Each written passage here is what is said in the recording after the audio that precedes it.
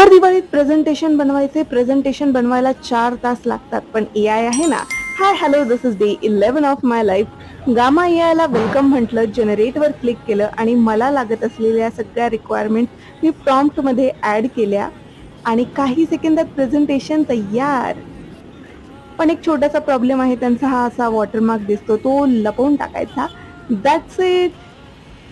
या घरट्यासारख्या केसांसाठी एक जालीम उपाय मी नेहमी वापरते. थोडंसं मोहरीचं तेल, थोडंसं खोबऱ्याचं तेल एकत्र गरम करायचं आणि अगदी थोडंसं लावायचं. रिझल्ट बघा, टडा! जशी फराळात चकली तशी प्रॉब्लेम सोबत सोल्युशनची उपस्थिती माझ्या ब्रेनमध्ये प्रोग्राम आहे. या उच्च दर्जाच्या बुद्धिमत्तेमुळे मी मार्केटमधून आणलेलं उठणं कधीच जशाला तसं वापरत नाही. त्यात थोडीशी मुलतानी माती कुटून घालते, थोडंसं इसेन्शियल ऑइल, चमेलीचं तेल घातलं की या दिव्यासारखी स्किन पण ग्लोईंग होते. That's it for today.